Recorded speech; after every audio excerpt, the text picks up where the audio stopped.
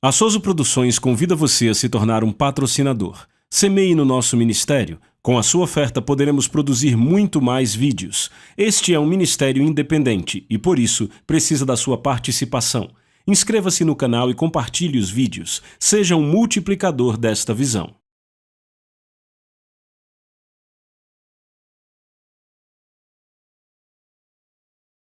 Os versículos usados nos vídeos que traduzimos nem sempre correspondem a versões em português. Muitas vezes precisamos traduzir do original em inglês para fazerem sentido no contexto do vídeo. Vamos dar um grande louvor a Deus? Vamos agradecê-lo. Obrigado, Jesus. Amém, amém, amém. Estamos todos muito empolgados com a palavra de Deus aqui. Amém. Você pode sentar. Certo, estamos na sessão 4 de Extraordinário. Você aprendeu algo até aqui?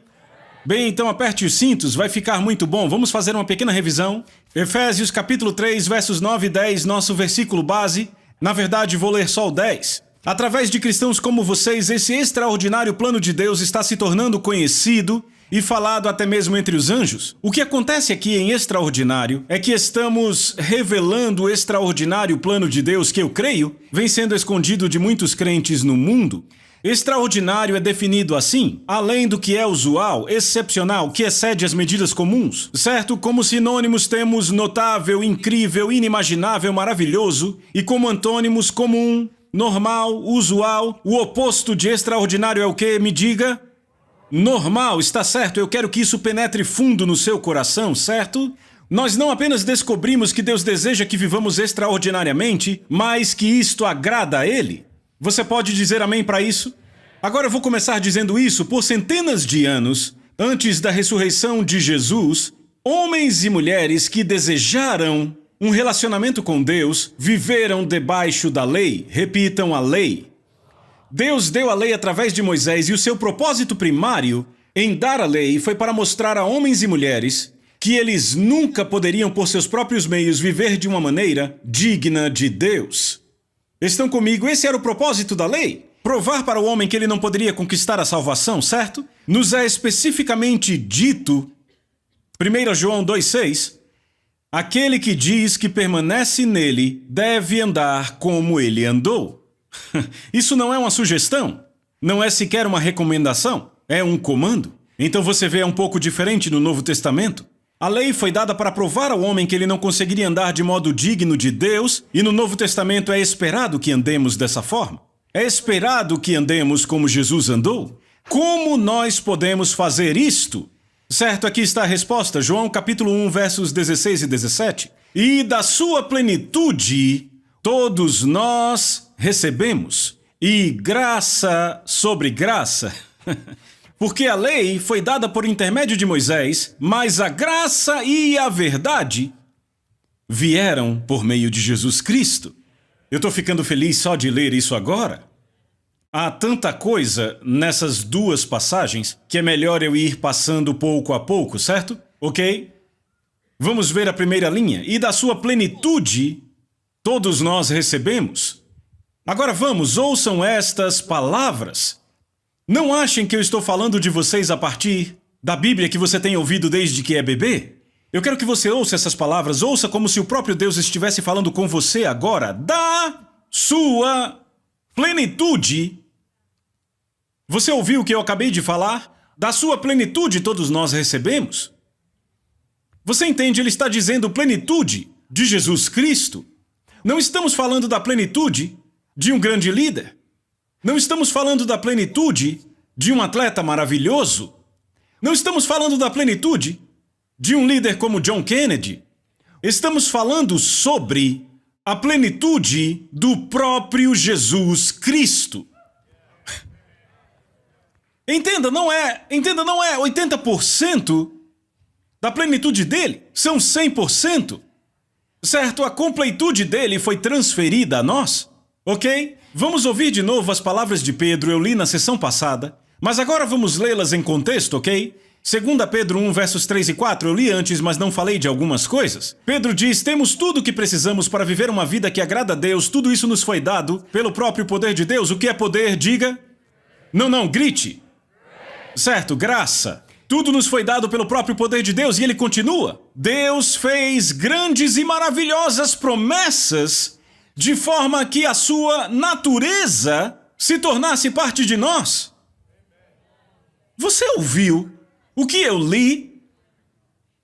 A natureza dele. Ele nos deu a palavra de Deus, porque a palavra de Deus é a semente incorruptível. Isto foi transferido a nós, a plenitude da sua natureza. Outra versão diz assim, para que vocês pudessem ser participantes da natureza divina. Agora deixa eu definir para você o que é natureza. Natureza significa as qualidades inatas ou essenciais de um caráter ou pessoa. As qualidades inatas ou essenciais de um caráter ou pessoa. Você está pegando isso? Certo? João diz isso assim, é uma das minhas passagens favoritas do Novo Testamento. João diz, como ele é, assim somos nós neste mundo. Ouça isso de novo. Diz, como ele é, assim somos nós. Se fosse apenas como ele é, assim somos nós, pensaríamos, sabe, um dia seremos como ele quando chegarmos no céu. Mas ele não diz isso. Ele disse, como ele é, agora mesmo, como Jesus é agora, e eu vejo ele de forma majestosa agora, assim somos nós neste mundo. Por quê? Porque recebemos sua plenitude. Você está registrando isso? A natureza dele, a plenitude dele, como ele é, assim somos nós na terra. Muitos pensam, um dia, lá no céu seremos como ele. Mas a Bíblia diz, amados, agora nós somos filhos de Deus. Não no futuro, mas agora. Neste momento, agora temos as suas qualidades essenciais. Por quê? Porque nascemos de semente incorruptível. Você tem que entender, uma semente, eu estudei isso. Tem cada uma das qualidades de uma planta crescida. Ela tem uma camada externa, tem os seus nutrientes, mas ela também tem uma planta bebê e essa planta bebê, exatamente dentro daquela semente, há as mesmas qualidades da planta mãe. Nós nascemos da semente incorruptível de Deus. Deus colocou sua plenitude em nós. Ok? Então você tem que entender. Veja da seguinte forma. Um cavalo não pode dar à luz um verme. Um leão não pode dar à luz um castor. Deus não deu à luz nenhum verme. Deus não deu à luz pessoas que são só pecadoras, salvas pela graça. Não há diferença entre mim e o mundo. Eu sou só perdoado pela graça. Isso é uma mentira do inferno. E essa mentira é estimulada por Satanás para manter a igreja sem poder e sem o extraordinário. E eu já estou cheio disso. Não, você não foi apenas perdoado. Sim, você foi perdoado. Eu não estou tentando diminuir a importância disso. Mas eu te digo, o caráter dele, a plenitude da natureza dele foi transferida a você. Ainda fica melhor. Porque Paulo diz assim, eu mesmo não vivo mais, mas Cristo vive em mim. Veja, uma mamãe leoa não vive através dos seus filhotes.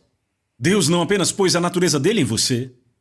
Paulo diz, não sou mais eu vivendo, é Cristo vivendo em mim. O ungido vivendo dentro de mim. Você está entendendo? Vamos continuar examinando o que João escreve. E da sua plenitude, todos nós recebemos. E graça sobre graça. Então eis o que muita gente deixa passar por causa de ensinos errados. João conecta o recebimento da plenitude da natureza dele com a graça de Deus. Veja, uma é tão real quanto a outra. Fomos perdoados, isso é muito real para nós. Mas também deve ser real para nós, eu tenho a natureza de Cristo em mim.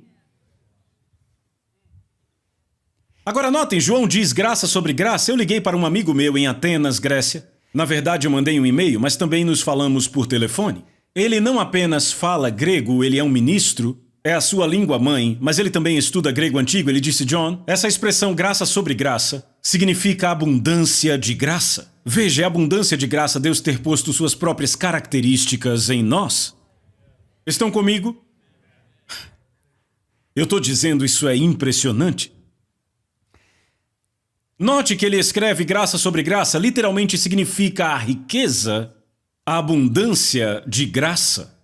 Agora vejamos o resto da declaração.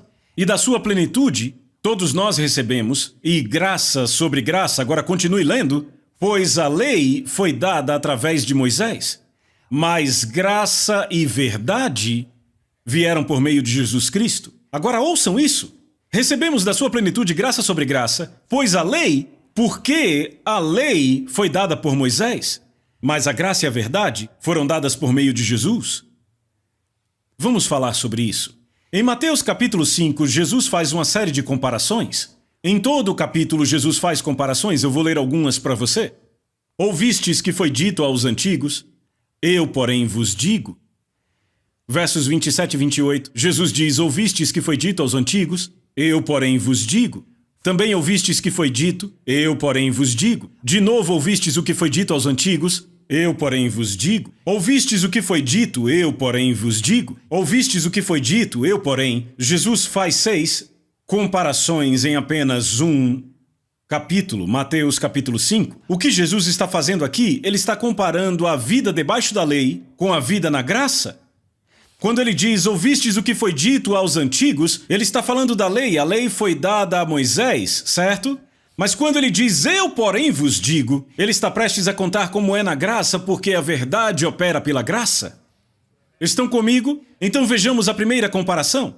Primeira comparação, Jesus diz, ouvistes que foi dito aos antigos, não matarás. E quem matar estará sujeito a julgamento. Para ser considerado assassino debaixo da lei, você teria que fisicamente pegar uma faca, correr atrás de alguém e tirar a vida da pessoa. Estão comigo? Mas Jesus diz, eu, porém, vos digo. Veja então como será, debaixo da graça, porque esta é a verdade. Todo aquele que sem motivo se irá contra seu irmão estará sujeito a julgamento, e todo aquele que diz a seu irmão racá estará sujeito ao fogo do inferno. A palavra racá significa cabeça de vento ou idiota. Ok, quando você olha lá para trás, chamar alguém de racá seria o equivalente hoje a olhar para alguém e dizer, eu te odeio, realmente querendo dizer isso? Estão comigo? Então, debaixo da lei, para ser considerado assassino, você teria que fisicamente tirar a vida de alguém, mas Jesus diz, na graça, para ser um assassino só precisa ser preconceituoso? Ou se recusar a perdoar ou qualquer outra forma de ódio? Deus diz assassino. Essa é a verdade. Estão comigo? João confirma, João diz, se você odeia seu irmão é assassino e nem pense que tem a vida eterna dentro de si. Como um assassino pode ter a vida eterna habitando em si? Estão comigo? Alguém que se recusa, não estou falando de alguém que cometeu pecado de assassinato, estou falando de um assassino. Estamos falando de alguém que vive em ódio. Não é só uma pessoa que cometeu um pecado. Cometeu um pecado talvez 2, 3 vezes, eu já falei sobre isso. Eu falo de um assassino. Alguém que odeia e em seu preconceito nada perdoa. Segunda comparação. Ouvistes que foi dito, não adulterarás, eu porém vos digo, qualquer que olhar para uma mulher com intenção impura no coração já adulterou com ela. Na velha aliança, para ser adúltero, você teria que ir para a cama com alguém que não fosse a sua esposa. Na nova aliança, você só precisa querer fazer isso? Na velha aliança teria que fazer. Deus diz adúltero. A nova aliança é a verdade. Você só precisa querer fazer isso? E aí já cometeu adultério em seu coração? Tá ficando bem quieto aqui. Esta é a verdade. Esta é a verdade. Terceira comparação. Jesus diz, também foi dito, aquele que se divorciar da sua esposa, dê-lhe carta de divórcio, porém eu vos digo, veja, ele vai continuar falando isso no livro de Mateus, eu vou lá para o fim, porque aí ele começa a elaborar melhor. Então, por essa resposta aqui, vamos para Mateus 19, de 4 a 6, os líderes chegam a Jesus e perguntam se é lícito para um homem divorciar-se da sua esposa por qualquer razão. Ouçam a resposta de Jesus. Não tendes lido que o Criador desde o princípio os fez homem e mulher e que disse, por esta causa, deixará o homem pai e mãe e se unirá à sua mulher, tornando-se os dois uma só carne, de modo que já não são mais dois, porém uma só carne, portanto o que Deus ajuntou não o separe o homem. Os líderes então responderam, por que então mandou Moisés debaixo da lei? Porque ele nos mandou dar uma carta de divórcio a ela e repudiá-la? Veja a resposta de Jesus. Moisés, por causa da dureza do vosso coração, vos permitiu repudiar vossa mulher, mas desde o princípio não foi assim. Eu, porém, vos digo, quem repudiar sua mulher não sendo por causa de relações sexuais ilícitas e casar com outra comete adultério. Note que ele diz, mas desde o princípio não foi assim. No princípio, Deus definiu a verdade. Repitam, verdade. O que aconteceu foi que, pelo povo viver debaixo da lei, eles não tinham a natureza de Deus neles, eles eram constrangidos pela lei. Eles não podiam viver na verdade. A verdade é que, desde o princípio, nunca foi o projeto de Deus. Quantos aqui sabem que a verdade nunca muda? A verdade é a mesma ontem, hoje e para sempre. Por quê? Porque Jesus é o mesmo ontem, hoje e para sempre, e Ele é a palavra viva de Deus. Então a verdade nunca mudou, mas não suportavam isso durante a lei porque não tinham a natureza dele. Então é por isso que a verdade anda lado a lado com a graça. Ela não andava lado a lado com a lei porque o homem não conseguia lidar com isso. Se olhamos para os padrões em que Deus espera que vivamos, que são verdade lá desde o princípio, é a forma de viver dele, é o andar digno dele. Então agora a verdade pode ser trazida de volta pela graça, porque agora temos o poder para vivê-la. Podemos ver isso de duas formas. Podemos ver o copo meio cheio e o copo meio vazio. Eu vejo o copo meio cheio, eu digo uau, uau, uau, uau. Eu tenho o caráter e a natureza de Deus em mim para que eu possa andar em verdade. Eu posso andar como Ele andou. E a pergunta passa pela sua mente, por que o John está contando tudo isso e por que as pessoas não estão andando nessa verdade? Acredite, nas lições 6, 7 e 8 falaremos disso. Eu só estou estabelecendo o fundamento. Vamos para a próxima comparação. Vocês também ouviram o que a lei de Moisés disse: não quebrem os seus votos. Vocês devem cumprir os votos que fizeram ao Senhor, mas eu digo a vocês, não façam nenhum voto. Digam um simples sim, eu farei, ou não, eu não farei. A sua palavra basta. Fortalecer a sua promessa com um voto mostra que algo está errado. Debaixo da lei, um homem e uma mulher mostravam que estavam falando sério fazendo um voto ou um juramento. Jesus disse, tinham que fazer isso porque havia restrições. Não tinham a plenitude da natureza de Deus dentro deles. Você não tem mais restrição nenhuma. Você vive na verdade porque você agora tem a plenitude da natureza de Deus dentro de você, uma vez que você nasceu de novo. Então, debaixo da lei você fazia voto, você jurava.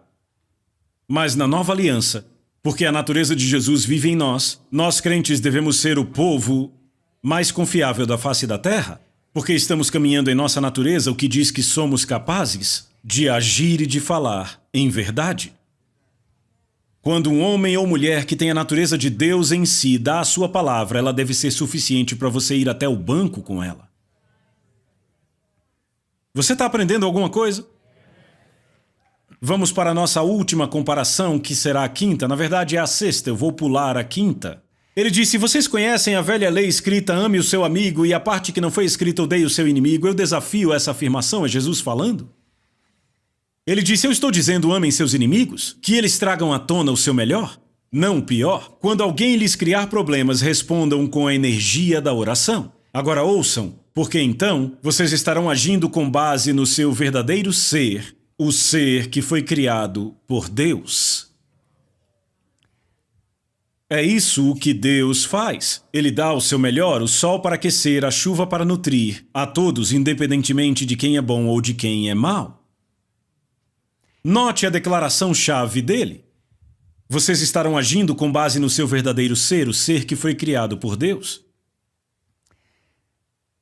Isso ilustra belamente o que eu estou tentando falar com vocês hoje. Sobre a plenitude que recebemos, Jesus disse, quando vocês oram por aqueles que lhes maltratam, quando dão àqueles que roubam de vocês, operam a partir do ser verdadeiro criado por Deus, operam a partir da natureza que Deus pôs dentro de vocês.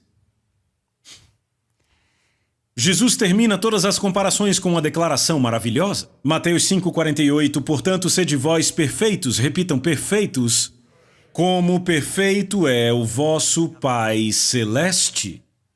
Vamos falar dessa palavra perfeitos? A palavra perfeito é a palavra grega teleios.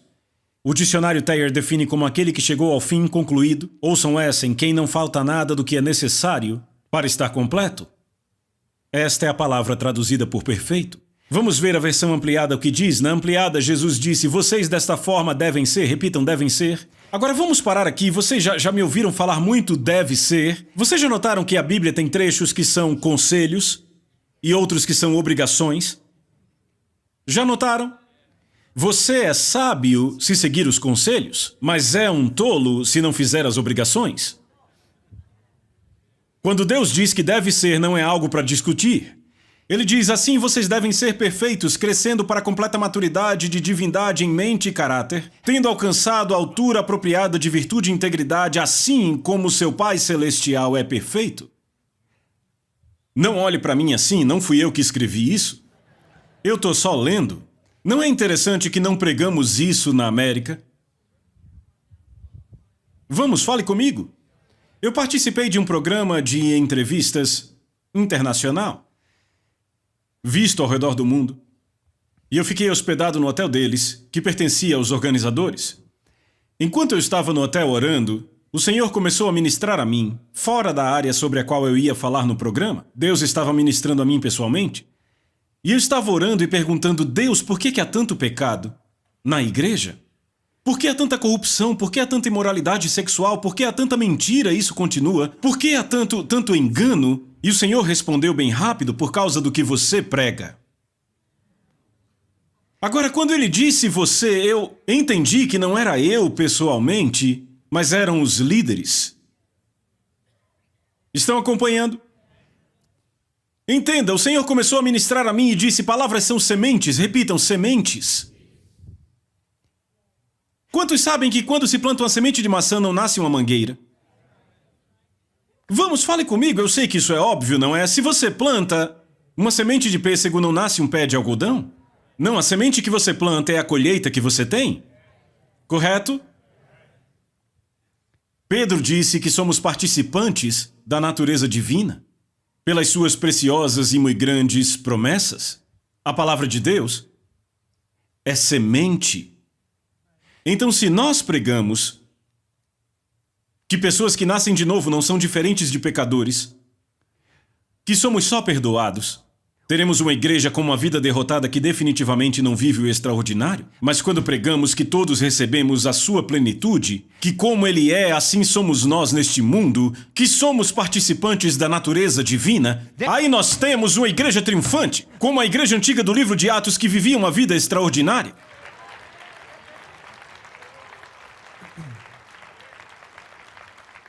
A capacitação gratuita da graça é transferida através de palavras. Eu vou provar isso para você depois. Vou dizer de novo, a capacitação gratuita da graça é transferida através de palavras, por suas grandes e muito preciosas promessas para que por meio destas nos tornemos participantes. Você está vendo isso? Vou dizer de novo, a capacitação gratuita da graça é transferida através de palavras. O inverso é verdadeiro.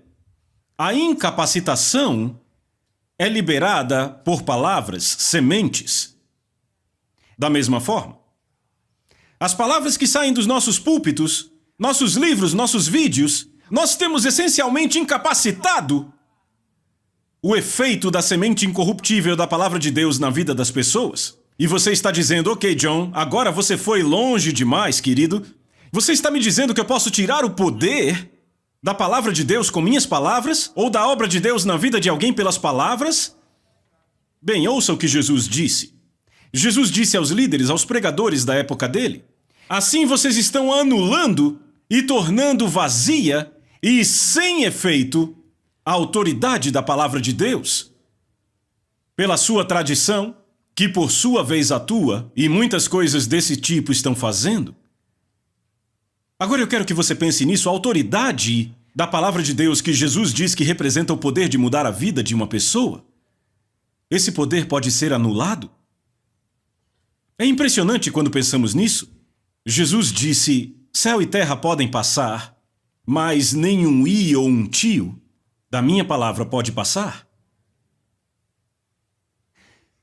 As estrelas que os navegantes usam para navegar ao longo de milhares de anos. Sabe, o nosso gerente de ministério na Austrália, ele navega e navegou por todo o mundo com sua esposa. E ele me disse, na última viagem que fiz à Austrália, ele disse, sabe, foi maravilhoso quando cruzamos para o hemisfério sul. A primeira coisa que vimos foi o Cruzeiro do Sul, ficamos muito empolgados. Ele cresceu vendo o Cruzeiro do Sul. É uma constelação do hemisfério sul, não vemos nos Estados Unidos, não aparece aqui em cima. Então esses navegantes têm navegado há milhares de anos pelas estrelas. Essas estrelas podem literalmente desaparecer e sumir, e nenhum i ou tio, poderíamos dizer nenhuma vírgula da palavra, falharia. É por isso que a Bíblia diz que ele sustenta todas as coisas pela palavra do seu poder.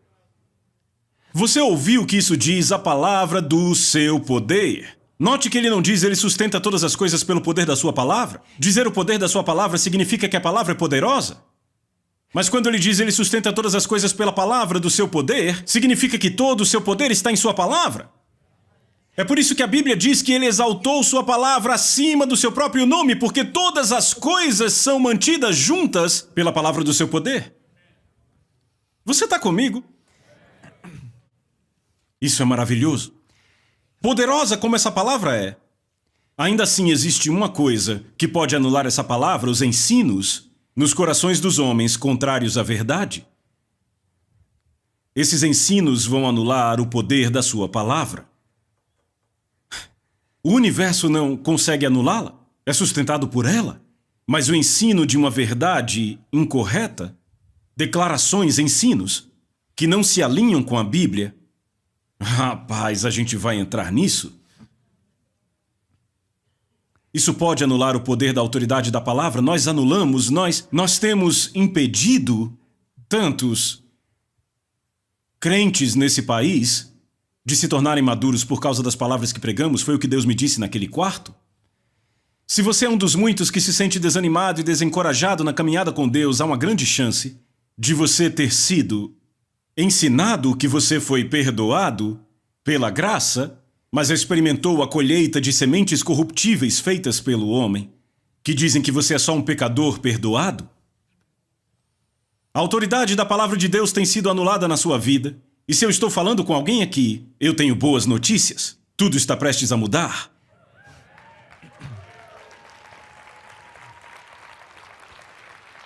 Com esse conhecimento da graça, lado a lado com a verdade, ao invés de com a lei, podemos entender melhor Paulo. Ouça isso. Romanos 6,14, eu estava num jejum verão passado, e Deus ficava me lembrando essa passagem. Foi essa passagem que me fez começar a escrever esse livro.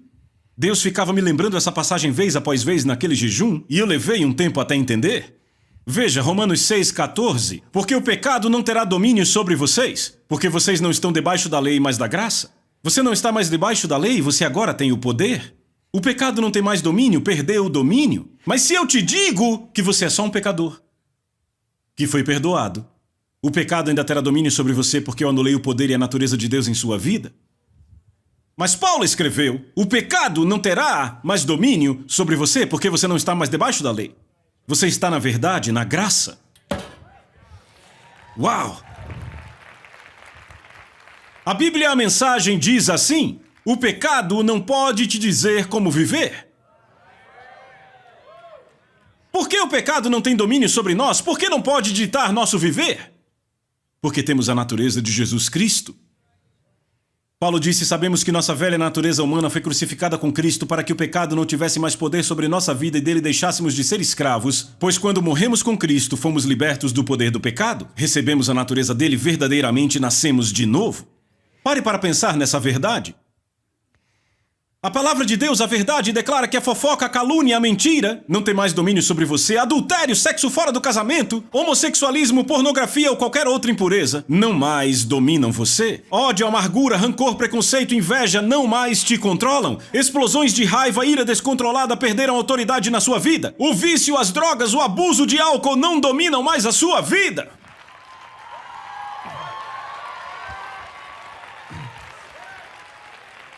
A desobediência à autoridade, a teimosia, a insubordinação perderam domínio sobre você. E a lista continua, baby. Você está livre do pecado porque agora você tem o empoderamento da graça. Deus não te libertou do pecado para que você pudesse continuar vivendo em pecado e ser perdoado, vivendo assim, sem colher suas consequências. O alvo do verdadeiro crente é não pecar. Eu vou repetir, o alvo do verdadeiro crente é não pecar. Ouçam o que o apóstolo João diz. Meus queridos filhos, eu estou escrevendo isso para que vocês não pequem. Note que ele diz para que vocês não pequem. Mas, se vocês pecarem, notem que ele não diz quando vocês pecarem. É se. É um desvio de caráter para o cristão pecar. Por isso Jesus disse, sejam perfeitos. Mas se pecarmos, quantos sabem que precisamos disso? Ok? Mas eu digo, esse não é o meu alvo é viver e não pecar. Porque eu não quero decepcionar o meu pai e ele me deu poder, então por que eu quereria negar o poder que ele me deu? Veja, toda a glória vai para ele, não para nós. Eu sei que João diz que aquele que diz que não peca, mente. Mas é quando você fala isso por sua própria habilidade? Mas quando você entende como ele é, assim somos nós na terra, você pode definir seu alvo, eu não vou pecar, esse será o seu alvo? O que acontecerá se começarmos a viver assim? Vamos viver além do pecado? Aí entramos na parte do extraordinário? É isso que me empolga? Estão comigo? Para que não pequem, mas se pecarem, repitam se. Há alguém que intercede por vocês diante do Pai, e ele é Jesus Cristo, aquele que agrada a Deus completamente. Então Deus, rapaz, ele arranjou tudo de forma tão bela. Ele te deu poder para que você não tenha que viver em pecado. Mas se pecar, ele tem uma maneira segura de você voltar à estrada.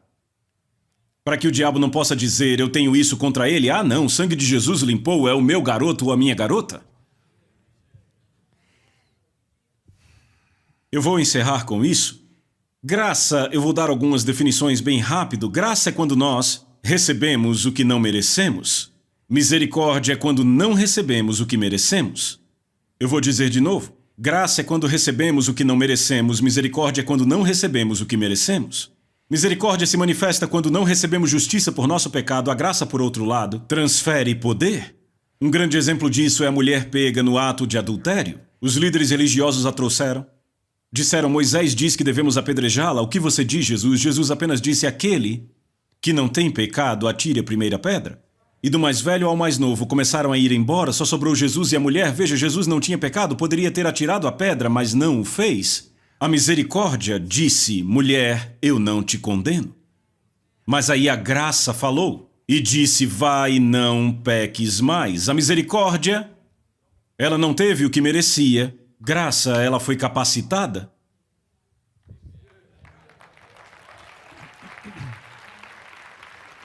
Na mente de muitos cristãos, eles juntam essas duas coisas. E você diz, e daí, John? Bem, deixa eu pôr dessa forma.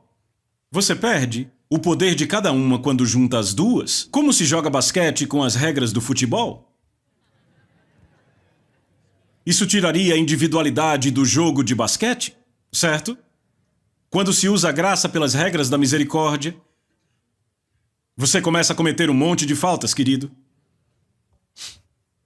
Você está comigo? Por isso que ambas são identificadas na Bíblia. Eu poderia ler todas as epístolas e você veria graça, misericórdia e paz de Deus o Pai o tempo todo, porque a misericórdia é quando não recebemos o que merecemos. Graça é quando recebemos o que não merecemos. Nunca devemos perder a identidade de cada uma, para que a grande verdade de cada uma não se perca. Veja como a Bíblia diferencia as duas. Acheguemo-nos confiadamente ao trono da graça, a fim de recebermos misericórdia e acharmos graça para socorro em ocasião oportuna. Você entende que ele fala das duas? A graça nos dá poder, a misericórdia cobre nossas falhas. Como é completa esta salvação que Deus nos deu? Eu mal posso esperar para a sessão número 5. Vejo você lá. Vocês são demais. A Soso Produções convida você a se tornar um patrocinador. Semeie no nosso ministério. Com a sua oferta poderemos produzir muito mais vídeos. Este é um ministério independente e, por isso, precisa da sua participação. Inscreva-se no canal e compartilhe os vídeos. Seja um multiplicador desta visão.